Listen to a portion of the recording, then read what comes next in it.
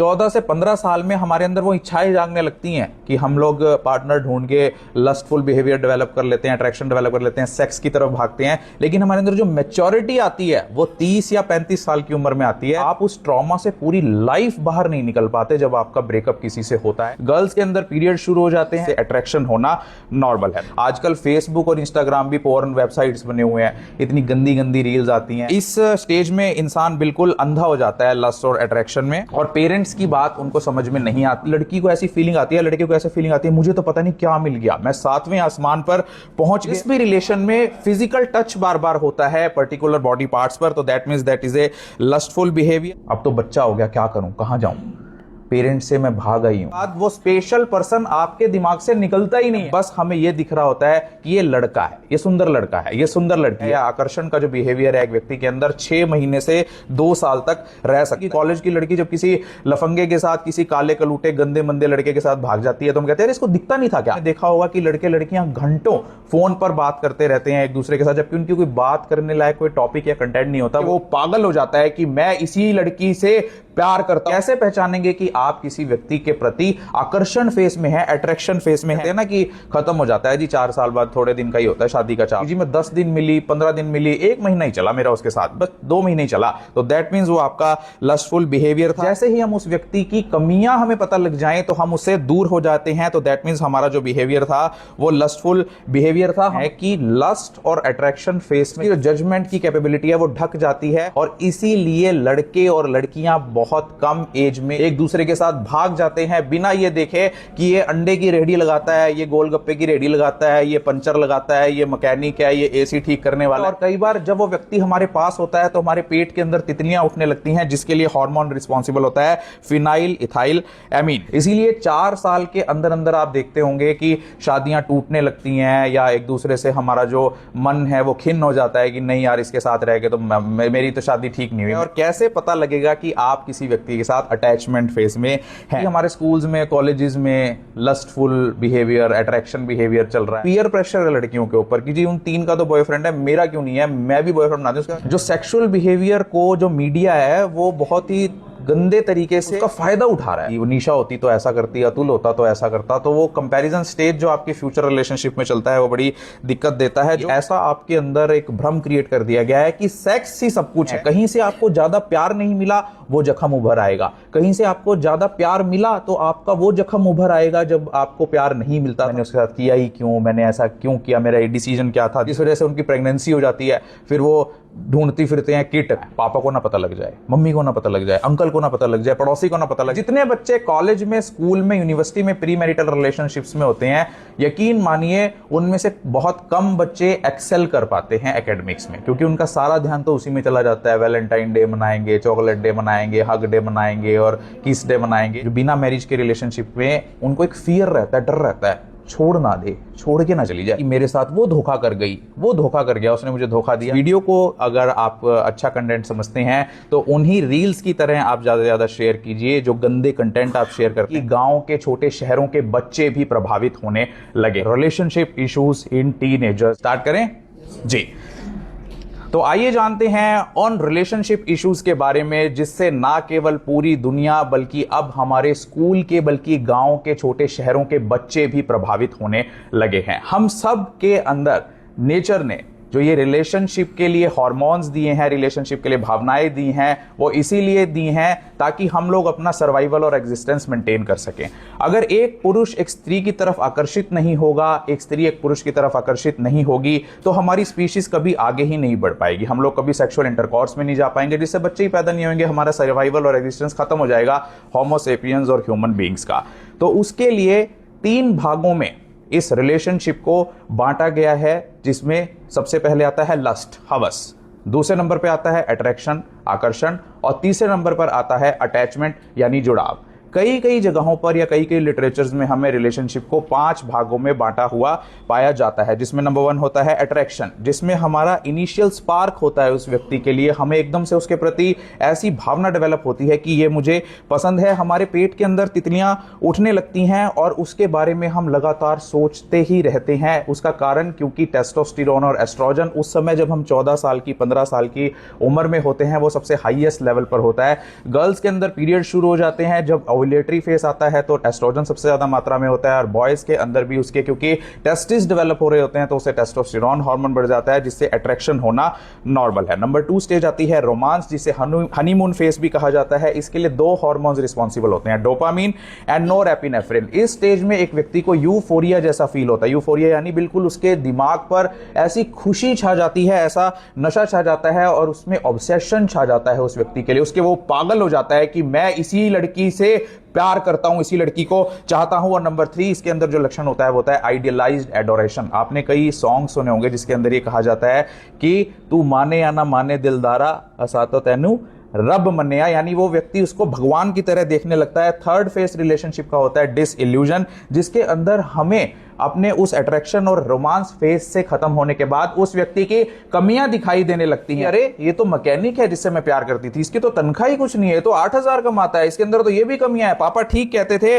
और उस फेज से अगर जो व्यक्ति निकल जाता है, नेक्स्ट लेवल उसका आता है अटैचमेंट फेज का, जिसके लिए ऑक्सीटोसिन और वैसोप्रेसिन हार्मोन जिम्मेवार होता है, जिसमें हम एक दूसरे के लिए ट्रस्ट डेवलप करते हैं, इंडिपेंडेंस डेवलप करते हैं और साथ में ऐसे चलते हैं जैसे हम दोनों की एक दूसरे के लिए कमिटमेंट है। जैसे एक गाड़ी के 2 पहिए उसको एक सड़क पर सही चलाकर बैलेंस के साथ चलाते हैं। और 5th स्टेज बताई गई है स्टेबल लव की, जब हम लोग एक दूसरे को ये समझ जाते हैं तब हम एक दूसरे के लिए म्यूचुअल रिस्पेक्ट शो करते हैं और हम एक दूसरे के लिए सिक्योरिटी शो करते हैं कि हाँ हम एक दूसरे के साथ सिक्योर हैं, कॉन्फिडेंट हैं, काम हैं, शांतिपूर्ण हैं और एक दूसरे के साथ अपनी ग्रोथ, होप्स, स्ट्रगल्स, फ्यूचर जो हमारे एस्पेक्ट्स हैं वो डिस्कस करने लगते हैं। तो आइए जानते हैं कि लस्ट क्या चीज है। हवस, जिसके रिएक्शन इमीडिएट होता है। इमीडिएट मतलब किसी भी स्त्री या किसी भी पुरुष को देखते ही जब हमारे मन में ऐसी भावना आए कि इसके साथ मैं तुरंत संबंध बना लूं, ये मुझे पसंद है, बस इमीडिएट रिएक्शन, उसे हवस का नाम दिया जाता है। इसके लिए 2 हार्मोन्स रिस्पॉन्सिबल होते हैं, टेस्टोस्टेरोन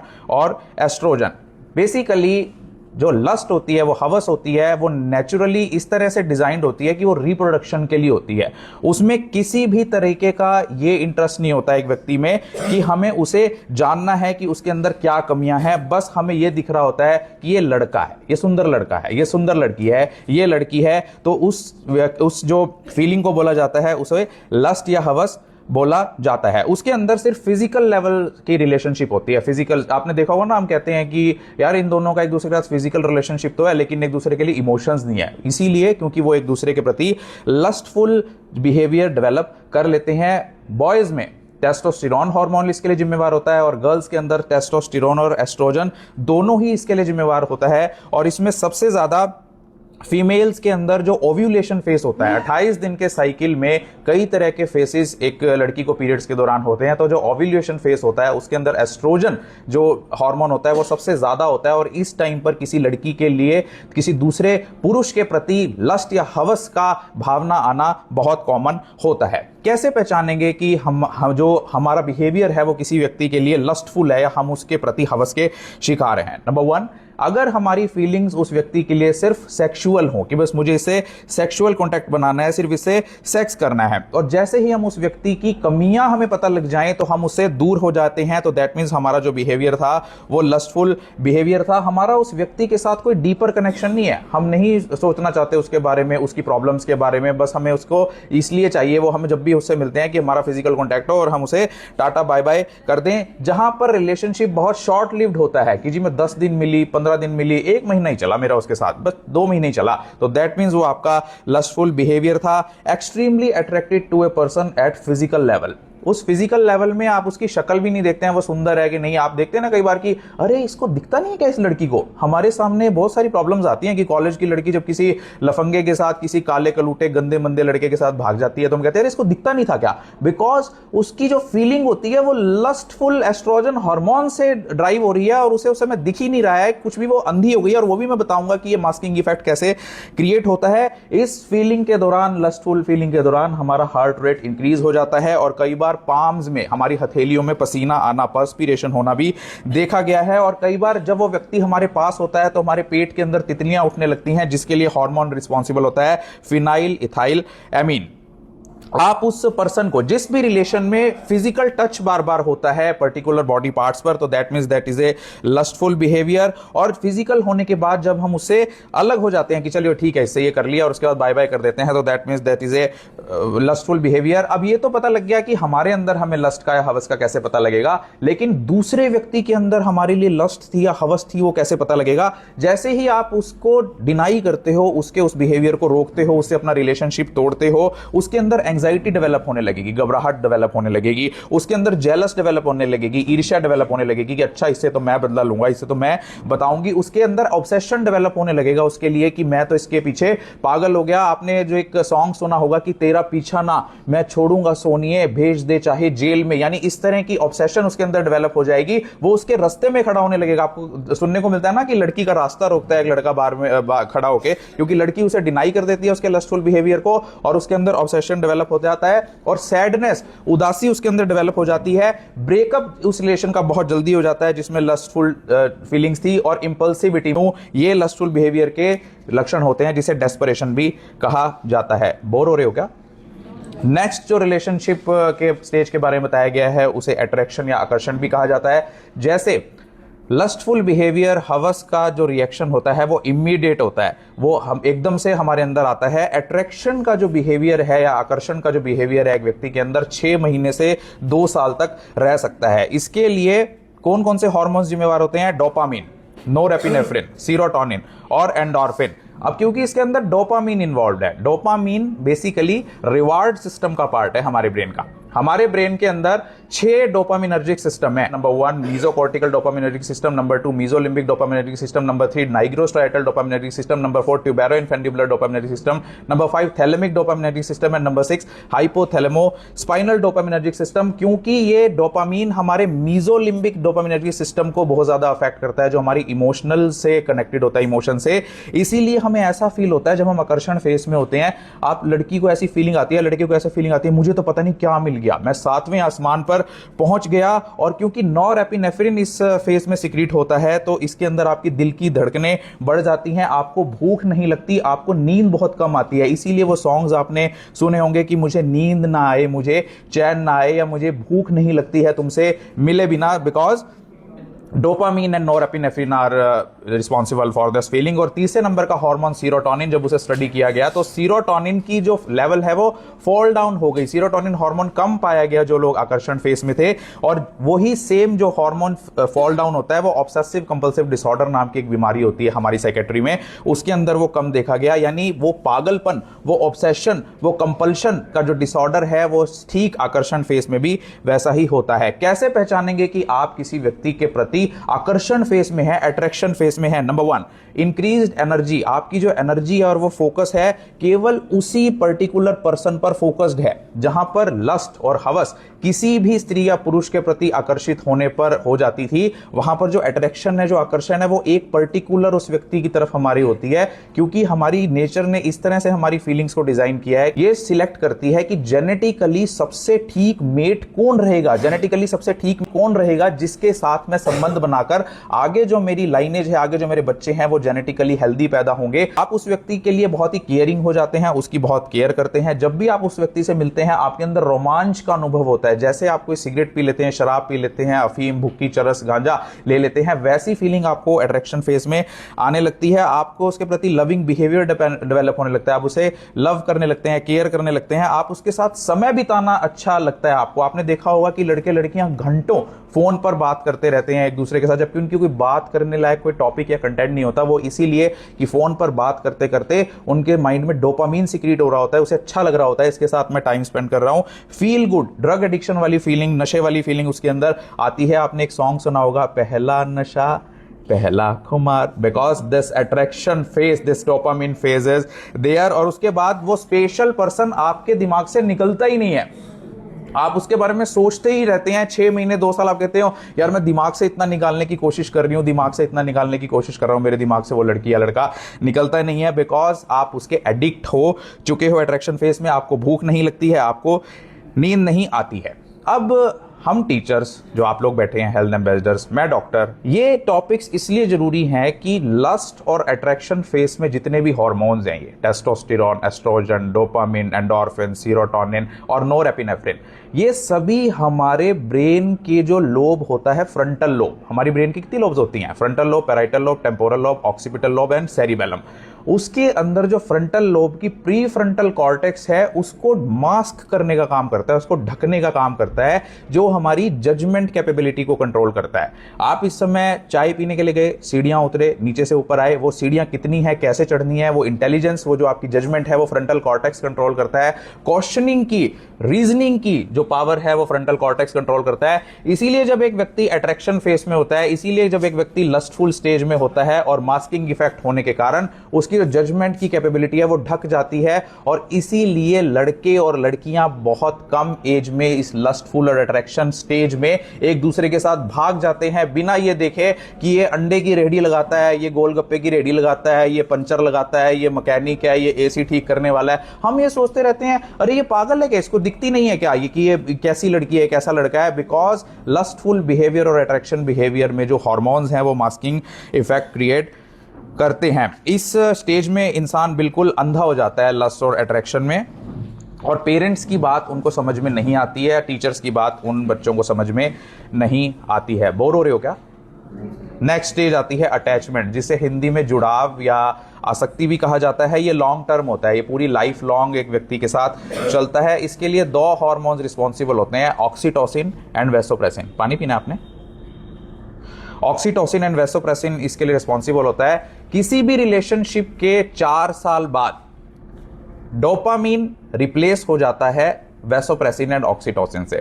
इसीलिए 4 साल के अंदर अंदर आप देखते होंगे कि शादियां टूटने लगती हैं, या एक दूसरे से हमारा जो मन है वो खिन्न हो जाता है कि नहीं यार इसके साथ रह के तो मेरी तो शादी ठीक नहीं हुई, मैं गलत जगह पे मैंने टांग फंसा लिया, गलत हो गया मेरे साथ तो लाइफ में। किसी भी रिलेशनशिप के बाद आपको 4 साल बाद कमियां दिखने लगती हैं, अपनी वाइफ, अपना बॉयफ्रेंड, अपनी गर्लफ्रेंड, अपना हस्बैंड गंदा लगने लगता है। क्यों? क्योंकि अगर आप अटैचमेंट स्टेज में नहीं आए हैं, अगर आपके डोपामीन, क्योंकि उसकी आदत, आप कहते हैं ना कि खत्म हो जाता है जी 4 साल बाद, थोड़े दिन का ही होता है शादी का चाव, तो अगर आपका डोपामीन ऑक्सीटोसिन और वेसोप्रेसिन से रिप्लेस नहीं हुआ तो दैट मींस आप अटैचमेंट स्टेज में नहीं आए। ऑक्सीटोसिन कब रिलीज होता है हमारी बॉडी में, एक फीमेल की बॉडी में? नंबर 1 ऑर्गास्म के टाइम, नंबर 2 चाइल्ड बर्थ के टाइम, जब बच्चा पैदा होता है, और नंबर 3 ब्रेस्ट फीड के टाइम, जब मां अपने बच्चे को दूध पिला रही होती है, उस टाइम ऑक्सीटोसिन रिलीज होता है। और वेसोप्रेसिन हार्मोन अटैचमेंट के लिए क्यों रिस्पॉन्सिबल होता है, ये कैसे पता लगा? चूहा पता है आप सबको? माउस, एक प्रेरी वोल नाम का एनिमल होता है, वो भी चूहे जैसा होता है, वो भी हमारी तरह मोनोगैमस होता है। मोनोगैमस मतलब कि जब हम एक ही लड़की या एक ही लड़के के साथ पूरी उम्र बिताने का वादा करते हैं, उसे मोनोगैमी बोलते हैं, कि हमारी लाइफ में एक ही लड़का है या एक ही लड़की है। तो प्रेरी वोल्स भी मोनोगैमस होते हैं, वो भी पूरी लाइफ कपल बना के रहते हैं।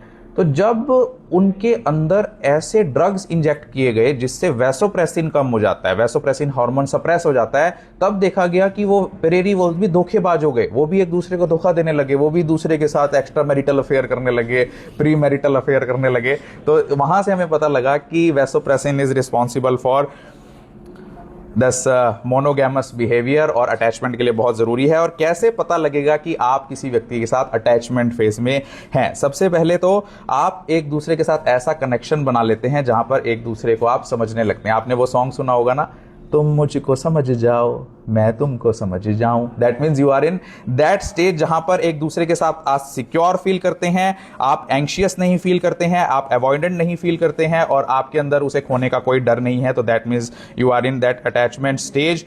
Silence please. इमोशनल रिस्पॉन्सिवनेस कैसी होती है कि आप लोग एक दूसरे के साथ अपनी फीलिंग शेयर करते हैं, एक दूसरे को सच बोलते हैं, अपनी प्रॉब्लम सॉल्व करने के लिए एक दूसरे की हेल्प लेते हैं, और ना केवल आपको प्रॉब्लम का सोल्यूशन मिलता है बल्कि आपके प्रति दया भावना और एम्पैथी की फीलिंग भी सामने वाला शो करता है। आप दोनों एक टीम मेंबर की तरह काम करते हैं और अपनी विजन, अपनी होप्स, अपने ड्रीम्स, अपने सपने, अपने गोल्स और अपने फ्यूचर को एक साथ डिस्कस करते हैं। 4 तरह के अटैचमेंट बिहेवियर बताए गए हैं total. Number 1 secure, secure attachment वो होती है जहां पर जो कपल में दोनों मेल और फीमेल एक दूसरे के साथ कंफर्टेबल होते हैं, इंटीमेट भी होते हैं और साथ में इंडिपेंडेंस भी देते हैं एक दूसरे को कि हाँ ठीक है हम साथ हैं, मेरे को इस पे पूरा भरोसा है, मेरे को पूरा ट्रस्ट है, मेरे को पूरा रिलायबल है कि ये कुछ गलत नहीं करेगा मेरे साथ कमिटेड है और हम लोग एक दूसरे को इंडिपेंडेंट भी छोड़ा हुआ है लेकिन ये मेरे साथ कमिटेड भी है, मैं इसके साथ भी रहती हूँ, खुश हूँ। तो दैट मीन्स वो सिक्योर अटैचमेंट बिहेवियर है। एंग्जियस, जहां पर आपने देखा होगा कि एक वाइफ बार बार हस्बैंड को कॉल कर रही है, कहाँ हो, किसके साथ बैठे हो, क्या कर रहे हो, रात को 11 बज के आए नहीं हो तुम, यानी सैटेलाइट की तरह उसके चारों तरफ घूमना, और जब उसका फोन ना मिले या कोई जवाब ना आए तो अच्छा तो मतलब कुछ और चल रहा है, तुम्हारी जो कमिटमेंट है वो कम हो गई है। जहां पर वो feeling of loss of commitment आने लगे और साथ में आपको क्लोजनेस हमेशा चाहिए उस व्यक्ति की, तो that means anxious level of attachment है। अवॉइडेंट होता है अवॉइडेंट अटैचमेंट, जहां पर वो दोनों ही व्यक्ति एक दूसरे को इंडिपेंडेंट छोड़ देते हैं, छोड़ यार ठीक है हम शादी हो गई साथ रहते हैं, तू जो मर्जी कर मैं जो मर्जी करता हूं, और बहुत ज्यादा क्लोज आके उनको अनकंफर्टेबल होता है यार, ज्यादा नहीं मेरे पास, बस ठीक है अपना होगी शादी अपना आराम से रहेंगे, तो भी इंडिपेंडेंट मैं भी इंडिपेंडेंट, वो अवॉइडेंट बिहेवियर होता है। और एक होता है फियरफुल अवॉइडेंट, जहां पर एक व्यक्ति एक दूसरे के क्लोज तो रहना चाहता है लेकिन वो इस डर से क्लोज नहीं आता कि कहीं ज्यादा मेरी क्लोजनेस सामने वाले व्यक्ति को हर्ट ना कर दे, चोट ना पहुंचा दे। तो ये 3 बिहेवियर्स होते हैं हमारे लस्ट के, अट्रैक्शन के और अटैचमेंट के। तो हमें समझना चाहिए कि हम कैसे अपने बिहेवियर को इस समय फील कर रहे हैं ताकि हम कोई गलत फैसला ना लें। अब गलत फैसला क्यों ना लें? अब आपने देखा होगा कि हमारे स्कूल्स में, कॉलेजेस में लस्टफुल बिहेवियर, अट्रैक्शन बिहेवियर चल रहा है, मीडिया का प्रेशर है, मीडिया वाले भी कुछ भी दिखा रहे हैं, सोशल मीडिया वाले भी। आजकल फेसबुक और इंस्टाग्राम भी पोर्न वेबसाइट्स बने हुए हैं, इतनी गंदी गंदी रील्स आती हैं। तो उनके जो इस बिहेवियर को, जो सेक्सुअल बिहेवियर को जो मीडिया है वो बहुत ही गंदे तरीके से उसका फायदा उठा रहा है, उनको ऐसा एक्सपोजर दे रहा है कि वो इस चीज की तरफ बढ़े। और कई बार तो ऐसा भी देखा गया कि पीयर प्रेशर है लड़कियों के ऊपर कि जी उन 3 का तो बॉयफ्रेंड है, मेरा क्यों नहीं है, मैं भी बॉयफ्रेंड बनाती हूँ। उसका एक प्रेशर है कि प्रीमैरिटल, इसी से सब कुछ मिलता है। ये ऐसा आपके अंदर एक भ्रम क्रिएट कर दिया गया है कि सेक्स ही सब कुछ है, लड़का और लड़की का मिलना ही एक असली सफलता है, जिस कारण से आप प्रीमैरिटल रिलेशनशिप्स में पड़ जाते हैं। तो क्या होता है जब एक व्यक्ति या एक लड़की या एक लड़का प्रीमैरिटल रिलेशनशिप में पड़ जाता है? बोर हो रहे हो क्या? प्रीमैरिटल रिलेशनशिप एक ट्रैप है, एक जाल है जिसे मिसयूज किया गया है आपके इमोशनल मैच्योरिटी को कंपनी वालों द्वारा, मीडिया द्वारा। अगर आप बहुत जल्दी प्रीमैरिटल रिलेशनशिप में अपनी एज में पड़ जाते हैं तो ऐसा देखा गया है कि क्योंकि वो डिसीजन गलत होने के चलते आपका ब्रेकअप भी हो जाता है, आप लस्टफुल स्टेज अट्रैक्शन फेज से जैसे ही बाहर आते हैं तो आपके अंदर डिप्रेशन या पोस्ट ट्रॉमेटिक स्ट्रेस डिसऑर्डर देखने को मिलता है। आप उस ट्रॉमा से पूरी लाइफ बाहर नहीं निकल पाते। जब आपका ब्रेकअप किसी से होता है, आपकी माइंड में वो कहीं ना कहीं सबकॉन्शियसली वो चलता ही रहता है, लाइफ लॉन्ग चलता ही रहता है और आप डिप्रेसिव फेज में आ जाते हैं। Number 2, attachment and emotional scars. जो आपको उस समय स्कार्स मिलते हैं, जो जख्म मिलते हैं ना आपके दिमाग को, आपके इमोशंस को, जख्म कभी भरते नहीं हैं। कहीं से आपको ज्यादा प्यार नहीं मिला, वो जख्म उभर आएगा। कहीं से आपको ज्यादा प्यार मिला तो आपका वो जख्म उभर आएगा जब आपको प्यार नहीं मिलता था। तो दैट मीन्स वो अटैचमेंट और इमोशनल स्कार्स कभी हील नहीं होते। Regret and self blame. जो लोग प्री मैरिटल रिलेशनशिप में पड़ते हैं उनके अंदर रिग्रेट रहता है, दुख रहता है, सेल्फ ब्लेम रहता है। मैं और वेट कर लेता, मैंने उसके साथ किया ही क्यों, मैंने ऐसा क्यों किया, मेरा ये डिसीजन क्या था, दुख और सेल्फ ब्लेम। जो लोग प्री मैरिटल रिलेशनशिप में पड़ते हैं उनके अंदर सेक्सुअली ट्रांसमिटेड डिजीज देखने को मिल रही हैं। आज बहुत सारी लड़कियों को और लड़कों को क्लेमाइडियोसिस, गोनोरिया, सिफिलिस जैसी बीमारियां देखने को मिलती हैं। अनवांटेड प्रेगनेंसीज, जो लड़कियां या लड़के कम एज में प्री मैरिटल रिलेशनशिप बना लेते हैं, वो जानते तो है नहीं क्या प्रोसेस होता है, वो सिर्फ उस मीडिया को देखकर, फिल्म को देखकर, पॉर्न फिल्म्स को देखकर आ गए हैं, रिलेशनशिप में पड़ गए हैं, जिस वजह से उनकी प्रेगनेंसी हो जाती है। फिर वो ढूंढती फिरते हैं किट, जी किट मिल जाएगी कहीं से, इलीगल तरीके से दुकान वाले से किट मिल जाएगी, इसका बच्चा गिरा दें, जिससे कि उसकी जान को जोखिम बन सकता है और आने वाले टाइम में उसे प्रेगनेंसी में दिक्कत आ सकती है। और कम एज में मिस कैरिएज या मेडिकल टर्मिनेशन ऑफ प्रेगनेंसी होने की वजह से भी वो उसकी पूरा जो जख्म है दिमाग पर हुआ है वो कभी पूरी उम्र भरता नहीं है। एंजाइटी, जो लोग प्री मैरिटल रिलेशनशिप में रहते हैं, लड़की हो या लड़का, उसको एक डर रहता है कि अपनी फैमिली से रिलेशनशिप को छुपाना है, पापा को ना पता लग जाए, मम्मी को ना पता लग जाए, अंकल को ना पता लग जाए, पड़ोसी को ना पता लग जाए, टीचर को ना पता लग जाए। तो एंग्शियस बिहेवियर उसके अंदर रहता है। गिल्ट एंड शेम, उसके अंदर एक शर्म रहती है, गिल्ट रहती है कि मैंने उसको साथ ऐसा क्यों कर लिया, वो तो किसी लायक नहीं था और मैंने उसके प्रति आकर्षित होकर और ऐसा कर लिया। तो गिल्ट और शेम उस लड़की या लड़के के अंदर रहती है। डिफिकल्टी इन फ्यूचर रिलेशंस, उधर भी घुमाना है, ध्यान रखो। डिफिकल्टी इन फ्यूचर रिलेशंस, जो लोग प्री मैरिटल रिलेशंस में पढ़ते हैं उनको अपने फ्यूचर रिलेशंस में डिफिकल्टी आती है। वो हमेशा कंपैरेटिव स्टेज में रहते हैं और साथ में उनका अनरिजॉल्व ट्रॉमा रहता है। जब भी उन्हें ज्यादा या कम प्यार मिलता है तो वो कंपैरिजन स्टेज में चले जाते हैं। वो तो ऐसा था, अतुल तो ऐसा था, पवन ऐसा था, निशा ऐसी थी, निशा होती तो ऐसा करती, अतुल होता तो ऐसा करता। तो वो कंपैरिजन स्टेज जो आपके फ्यूचर रिलेशनशिप में चलता है वो बड़ी दिक्कत देता है। जो लोग प्री मैरिटल रिलेशनशिप्स में होते हैं, जितने बच्चे कॉलेज में, स्कूल में, यूनिवर्सिटी में प्री मैरिटल रिलेशनशिप्स में होते हैं, यकीन मानिए उनमें से बहुत कम बच्चे एक्सेल कर पाते हैं एकेडमिक्स में, क्योंकि उनका सारा ध्यान तो उसी में चला जाता है। वैलेंटाइन डे मनाएंगे, चॉकलेट डे मनाएंगे, हग डे मनाएंगे और किस डे मनाएंगे, जिस कारण से उनके एकेडमिक्स अफेक्ट होते हैं और साथ में lack of focus on other aspects of life, दूसरी लाइफ के जो एस्पेक्ट्स है उसमें उनकी ग्रोथ। ड्रग अब्यूज, जो लड़कियां या लड़के कम एज में प्री मैरिटल रिलेशनशिप में पढ़ते हैं वो ब्रेकअप के चलते या तो ड्रग्स लेना शुरू कर देते हैं। लड़के की हाय मुझे छोड़ के चली गई, अब मैं शराब पीने लग गया हूं, अब मैं इंजेक्शन लगाने लग गया हूं। या जो लड़कियां ऐसे लड़कों के साथ रिलेशनशिप में आ जाती हैं जो खुद नशा करते हैं, तो वो लड़कियों को भी सिगरेट पीना और शराब पीना सिखा देते हैं। सुसाइडल टेंडेंसीज, जो लड़के या लड़की ज़्यादा जल्दी प्री मैरिटल रिलेशनशिप में आ जाते हैं उनके अंदर मैच्योरिटी तो आती नहीं, क्योंकि हमारे को जो नेचर ने सिस्टम दिया है, हमारे अंदर प्यूबर्टी बहुत जल्दी आ जाती है।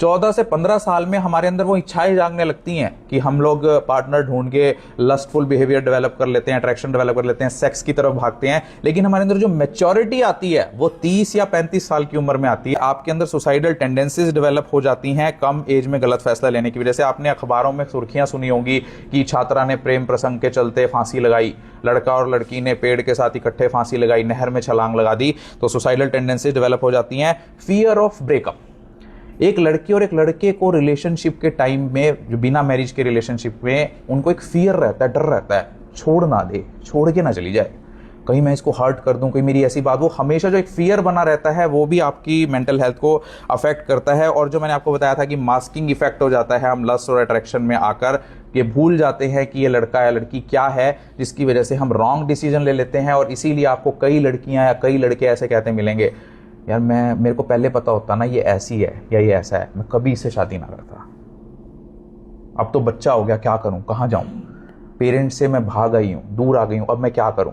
तो that means you take wrong decisions in your immature stage. और प्रेशर टू कंटिन्यू रिलेशनशिप, जो लड़कियां या लड़के, स्पेशली लड़कियों के साथ ये ऐसा होता है कि सेक्सुअल रिलेशनशिप बना तो लेती हैं लस्ट और अट्रैक्शन में आके, फिर उनको फ्यूचर में वो प्रेशर रहता है कि अब इसके ने एक साथ सब कर तो लिया, इसने सब कुछ ले तो लिया, इसको सब कुछ दे तो दिया, अब इससे कहाँ जाऊं। तो उसके ऊपर एक प्रेशर रहता है कि चलो इसी के साथ रह लेती हूं। तो ये जो एक पूरा ताना बाना हमारे समाज में चल रहा है रिलेशनशिप्स का, चाहे वो प्री मैरिटल रिलेशनशिप्स हों या एक्स्ट्रा मैरिटल रिलेशनशिप्स हों, आप देखिए कि आप कह देते हैं कि मेरे साथ वो धोखा कर गई, वो धोखा कर गया, उसने मुझे धोखा दिया, लेकिन वो आपके हार्मोन्स का आपके साथ किया हुआ छलिया धोखा है और आप भी उसमें बराबर के हिस्सेदार होते हैं। वरना आपके साथ कोई गलत नहीं कर सकता। कर सकता है कोई किसी के साथ गलत, अगर उसकी कोई मर्जी ना हो तो समझने की कोशिश कीजिए कि क्या आपके हार्मोन्स आपको धोखा दे रहे हैं और बाद में आपके बचपन में की हुई ये गलतियां आपकी पूरी लाइफ, आपके एकेडमिक्स, आपके प्रोफेशन और आपकी सोशल लाइफ और आपकी मैरिटल लाइफ को क्या तबाह कर देंगे। इस वीडियो को अगर आप अच्छा कंटेंट समझते हैं तो उन्हीं रील्स की तरह आप ज़्यादा से ज़्यादा शेयर कीजिए जो गंदे कंटेंट आप शेयर करते हैं, ताकि किसी लड़की की, किसी लड़के की और पूरी फैमिली की लाइफ बच सके। Thank you very much.